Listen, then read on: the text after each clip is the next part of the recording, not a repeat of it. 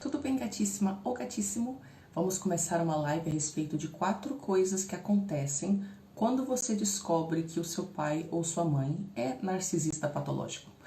Antes de começar, lembre que no dia 3 de julho vai abrir o carrinho para o workshop Entre no Seu Poder, e esse lançamento é especial porque quem participar vai ganhar uma semana a mais de apoio e gratuitamente. A partir do lançamento que vem, o preço sobe porque a gente também vai mudar um pouco o formato, tá? Tudo bem para todo mundo que tá chegando? Nanda, Rafa, Cris, Fê. Então, gente, o assunto deste vídeo, eu já fiz outros vídeos com assuntos parecidos, mas eu percebi que nas últimas semanas teve uma leva muito grande de milhares de pessoas novas descobrindo a questão do narcisismo patológico e muitas das mesmas perguntas, né? Então eu decidi fazer esse vídeo para explicar um pouquinho melhor o que você pode esperar a partir do momento que você começa a estudar o narcisismo e descobre que, pois é, parece que sua mãe ou seu pai realmente possa ter esse transtorno ou estes padrões. A primeira coisa que acontece é que essa descoberta, ela não necessariamente desencadeia, mas ela chama atenção para uma etapa do processo de luto, que é o choque. Ou seja, você descobre e entra numa espécie de choque, né? E como é que é esse choque? Bom, é como se você tivesse vivido num mundo com certas regras até aquele momento e de repente nada daquilo é real e às vezes você tem até a impressão de que até sua própria personalidade está desintegrando, né? Esse período é comumente marcado por uma forte oscilação entre a culpa. Vocês estão me ouvindo? Só me deem aí um feedback. Vocês estão conseguindo me ouvir? Bom, eu vou continuar aqui. Me falem se vocês estão conseguindo me ouvir, tá? Então, essa fase é marcada com a culpa, né? Porque você acha que você está traindo a sua família essencialmente. Mas essa fase do choque, você fica muito se perguntando o que é real e o que não é real. Porque de repente, você começa a fazer uma releitura muito espontânea de várias coisas que aconteceram ao longo da sua vida e que agora você está começando a enxergar de outra forma. Então, nesse período de choque, tem essa releitura onde você dá um novo sentido a acontecimentos que anteriormente eram inexplicáveis, coisas que bugavam a sua mente, mas você não conseguia pôr o dedo, conseguir dar palavra para explicar o que você estava sentindo, não é? É quase como se você tivesse que deixar uma realidade inteira explodir, pegar os caquinhos flutuantes desta realidade e pegar cada um desses caquinhos, olhar, analisar e se perguntar, peraí, isso faz parte da nova realidade que eu vou criar a partir de agora, né? E essa nova realidade envolve processar toda essa informação do que você vai fazer com o fato da sua mãe ou do seu pai ser narcisista patológico. Então, ao mesmo tempo, no período de choque, você sente uma força interna, que é a outra voz que tem dentro da sua cabeça, né? Tem uma voz que fica lá, falando de culpa, falando que você é errada, que de repente a realidade é do jeito que você achava que era, mas aí você também sente que você oscila para o outro lado, pois agora tem uma outra voz. E há uma força dentro de você que quer que você busque a própria vida. É algo dentro de você que quer se sentir vivo. E esse algo dentro de você, de uma certa forma, começa a se rebelar contra a prisão psicológica que é você ter uma mãe ou um pai narcisista patológico. Então tem muito nessa fase de choque o meu eu real buscando um caminho novo, né, gritando, tirando força, não sei da onde, me impelindo para frente, e eu vou às cegas porque eu tenho que ir. E tem muito as vozes gritantes gerando culpa da sua família, do seu jeito antigo de pensar, né? Sem falar da sensação de desintegração da realidade. E, inclusive, uma coisa bizarra que pode acontecer nessa fase, porque ela é tão intensa, é que você pode ter bastante perturbações no sentido de ter pesadelos ou mesmo de ter formas de psicose. Eu já vi alguns casos, inclusive eu experimentei isso, de experimentar psicose mesmo. Psicose é quando você, nesse caso, escuta algo que não é real, né? Você também pode ver coisas que não estão realmente aí. E no meu caso, nos primeiros 6 meses de contato zero, eu chegava a ouvir a voz da minha mãe me chamando pelo nome, Tariana! Imagina o coração da pessoa. E eu descobri posteriormente que isso não é incomum e é bastante perturbador. Então essa primeira fase aí costuma durar entre 4 a 6, 7 meses mais ou menos. Esse choque, o que é real, o que não é real, a sua personalidade desintegrando, você oscilando entre as duas vozes, até uma psicosezinha. E eu falei também no início desse vídeo que o choque faz parte de um processo de luto, né? E a gente fala que existe um luto da mãe em vida ou do pai em vida, quando a gente descobre o narcisismo. E uma das etapas desse processo é o choque. Mas eu também descobri que muitas pessoas já tinham processado algumas das outras etapas do luto nos anos anteriores à descoberta do narcisismo. Porque como eu, apesar de que eu fiz com a informação da palavra narcisista, né, eu me guiei internamente muito pela minha intuição para eu conseguir me libertar. E essas pessoas fizeram a mesma coisa, porque na verdade elas já encararam de forma intuitiva, sem ter o nome da palavra narcisista, outras etapas do processo de luto que permitiram com que elas se distanciassem. Então aqui eu vou, como eu falei que o choque faz parte de uma das etapas, eu vou brevemente explicar quais são outras etapas que você pode já ter vivido antes do processo de luto ou que você pode viver a partir do processo de luto. Tem a etapa da negação. Então, vocês sabem o quanto que é difícil reconhecer quando é mesmo, sabe? Parece que quando a gente fala que a mãe é narcisista ou o pai é narcisista, é claro que nós sabemos que isso acontece num espectro. Então tem pessoas que têm traços narcisistas patológicos e se elas tiverem vergonha da pessoa que elas se tornaram, elas podem trabalhar para melhorar seus traços. Mas existem pessoas que têm uma estrutura de personalidade, digamos, fixa, né? Porque elas não veem nada de errado com o jeito que elas funcionam, elas têm uma estrutura de personalidade agressiva. E aí quando a gente fala de transtorno de personalidade, é um negócio tão impactante, tão final, porque você sabe que você está lidando com algo que não vai mudar. E aí o seu sonho, né?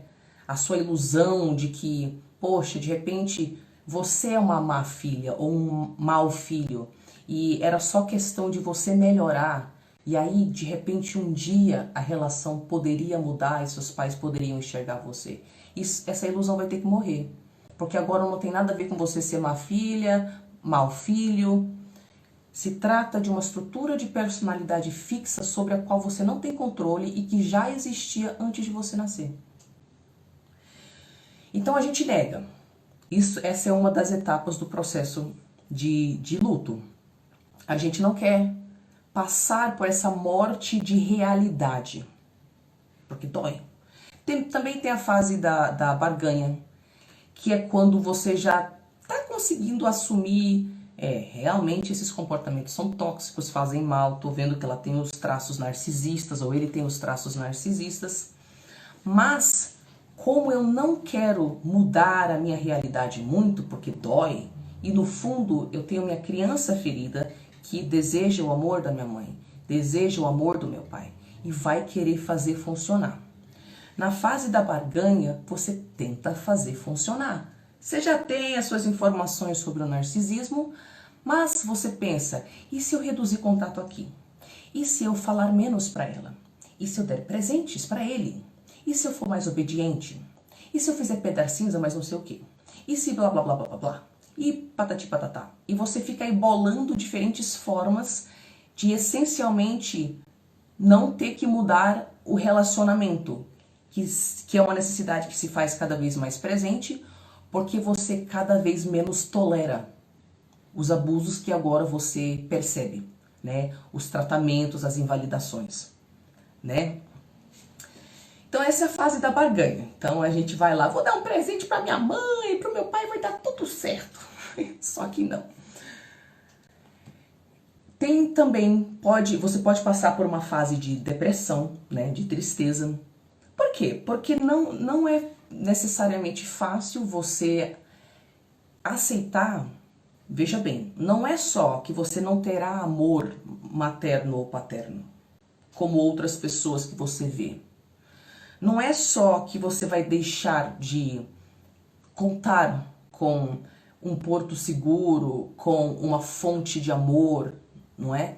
Não, é que você vai ter que reconhecer que você nunca nem teve isso. E isso dói pra caramba, porque é um baque. Para muitas pessoas, elas já sempre souberam disso.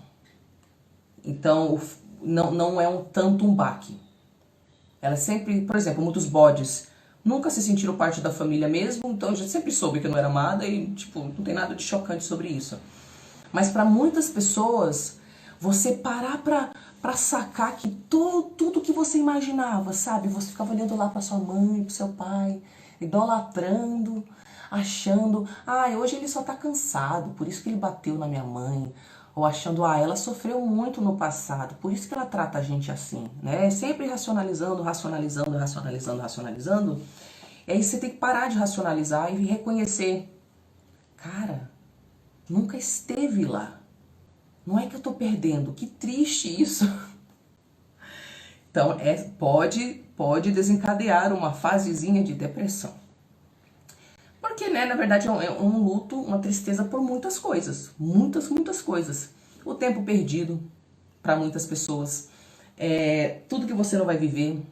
O seu relacionamento com seus irmãos, que de repente ficou comprometido de tal forma que te partiu o coração e você queria que fosse diferente. Falta de contato com outras pessoas da família. Tantos lutos que são desencadeados, né? Às vezes você tem que deixar a família inteira morrer, porque uma tá ligada na outra, que triangula com a outra, que não sei o quê. E aí, para você se libertar, você tem que ter distância. E o povo lá tá muito ainda um misturado com o outro para você conseguir lidar individualmente com eles, né?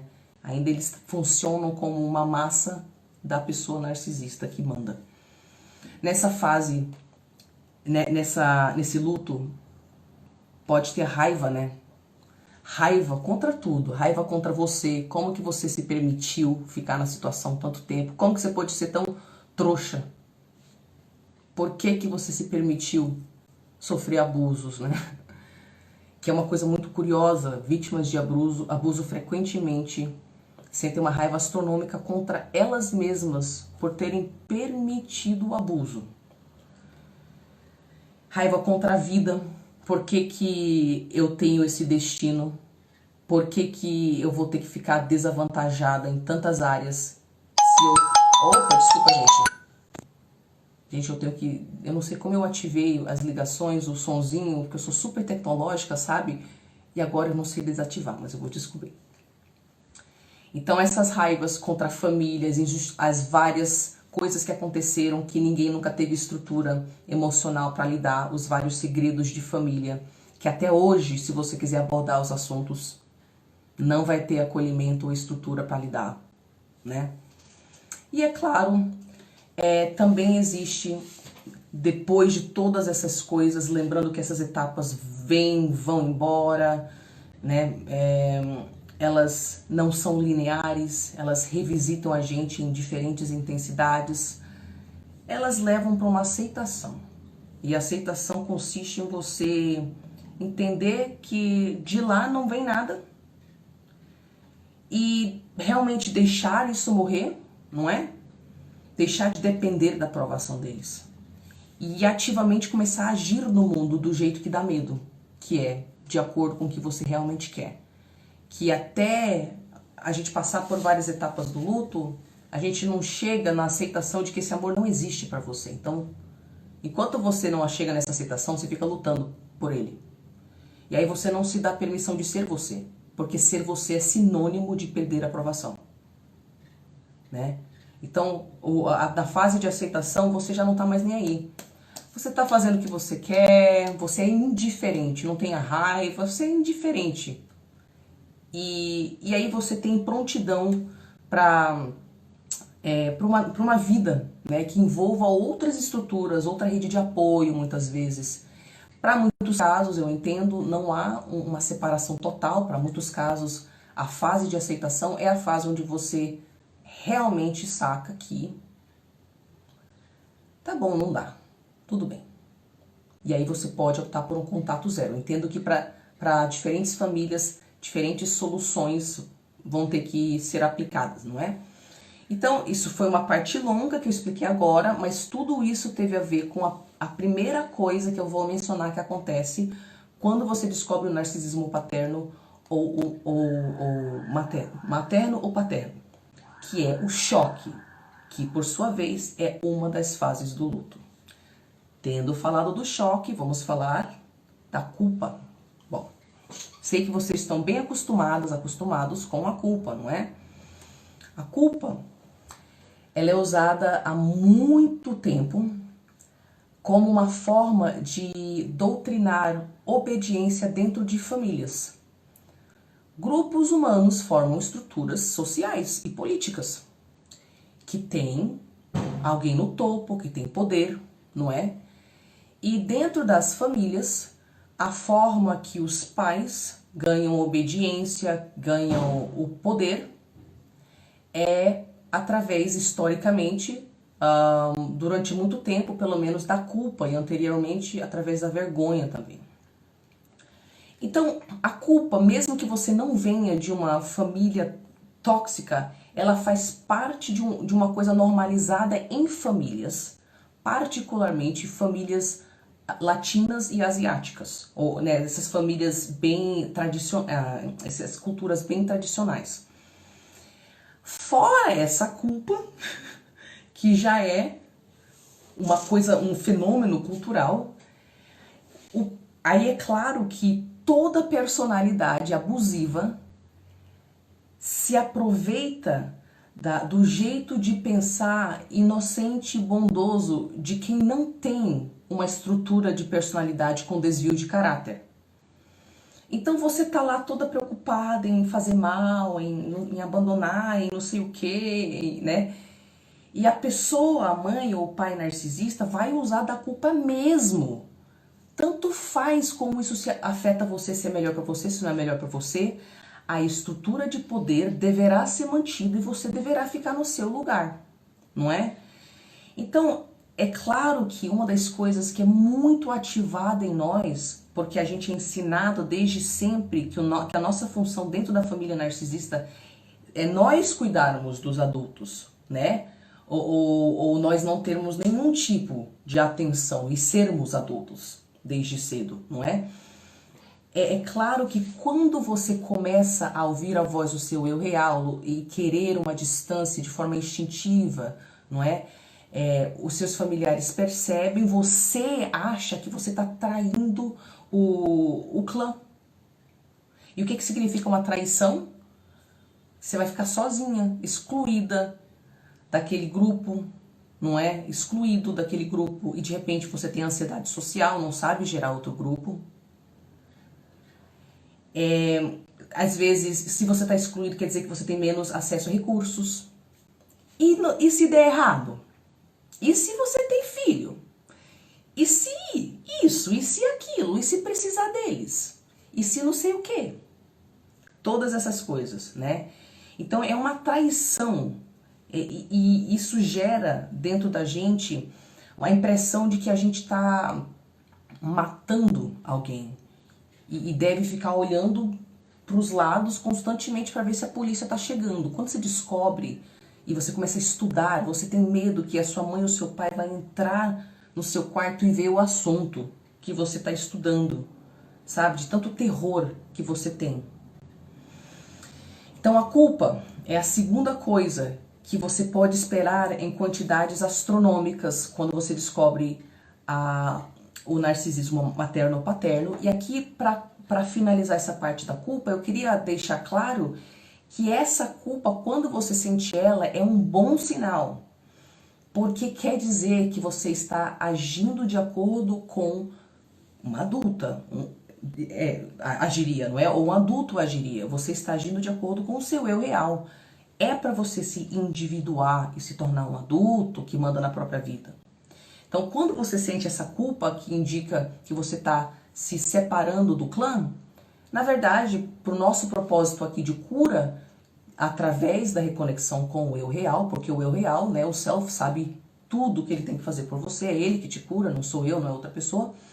Então, quando a gente está voltando para o nosso eu real, é claro que a culpa é absurdamente ativada.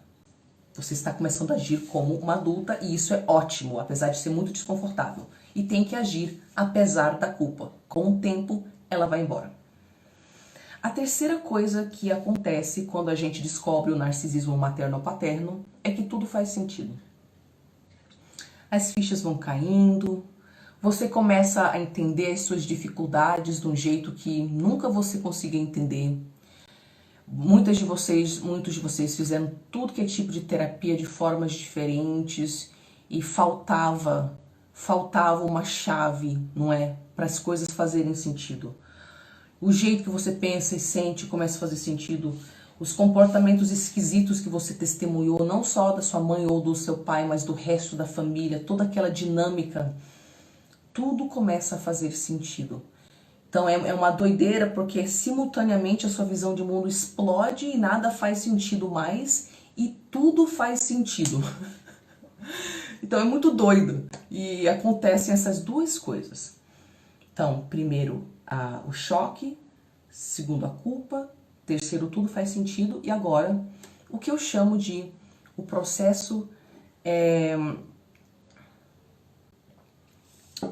eu chamava ele o processo de tira-teima, mas eu não sei se isso é um bom nome. Vocês podem sugerir um outro nome. Mas deixa eu explicar esse conceito do processo de tira-teima. Como você não quer ser injusta, e também é uma decisão muito grande, fazer pedra cinza ou se distanciar, fazer contato reduzido ou zero, é claro que a gente vai enrolando para tomar qualquer grande decisão. E a gente, frequentemente, sem perceber, faz uma fase de teste de laboratórios, que é aquilo que eu mencionei da fase da barganha, não é? Então, mas aqui é um pouco diferente, tipo, nesse tira-teima, pode ser que você já chegou às suas conclusões, já se distanciou, tá em contato zero, faz um ano. Mas aí o que acontece? Uma pandemia, por exemplo, aí sua mãe é diabética, aí você fica preocupada, aí daqui a pouco você tá tendo contato de novo. E aí que eu tô falando de um processo de tira-teima, onde você já tinha chegado a uma conclusão que isso aí é meio tóxico, eu preciso de distância, eu me dou isso aí, essa distância. Mas tem uma semente na sua cabeça que ainda acha que pode acontecer, que pode melhorar. Então, o processo de tira-tema é você faz testes de laboratório para ver até onde o negócio é ruim. Então, você vai e volta. Então, você volta a ter contato com ela. E aí você volta a ver tudo do mesmo jeito. Você vê que nada mudou. É uma espécie de um choque e é familiar ao mesmo tempo. Porque você pensa, eu já tinha chegado a essa conclusão aqui do que eu estou vendo de novo. E às vezes é chocante porque às vezes você amadureceu pra caramba naquele tempo, mas a pessoa tá no mesmo nível de infantilidade, é chocante transtorno de personalidade do lado de fora, é chocante que a pessoa não amadurece, tem 4 anos para sempre, emocionalmente, né? Então, nesse processo de tiratema, eu vejo que ele pode durar anos. Porque você vai se fortalecendo, você vai se distanciando, e aí brota o ser. O ser brota de novo, porque eles brotam, parece cogumelo. Aí brota o pai, brota a mãe, brota o ex-marido, seja lá o que for, né? Mas aqui a gente tá falando de mãe e pai narcisista. E aí você vai lá reviver aquele processo até ter o seu tiratema, que é o quê? É o momento que você realmente sacou. Não muda. Não muda. Não muda. Não muda, não muda, não muda, não muda. E vira mantra, porque você entende que quando o cérebro começa a ir pra lá, ai, mas era tão legal nas épocas de Natal, quando a família estava reunida, a gente cantava juntos. Não, muda o comportamento. O Natal não vai pagar pelo drama sem fim o resto do ano. Então você já vai abafando essas vontades de se empolgar, não é? Então são essas 4 coisas que eu queria mencionar. E o que eu quero finalizar a respeito do processo de tiratema? Não enxergue ele como uma recaída, mostrando que você é um fracassado, uma fracassada, que você é burra, burro. Lá vou eu me submetendo a abusos de novo. Não é isso. Esse processo é a vida mostrando para você a certeza da sua escolha. Às vezes a gente se distancia daquilo, se fortalece e a vida nos dá uma oportunidade de sentir aquele sabor de novo. Porque ela quer ver qual vai ser o nosso comportamento dessa vez diante daquilo.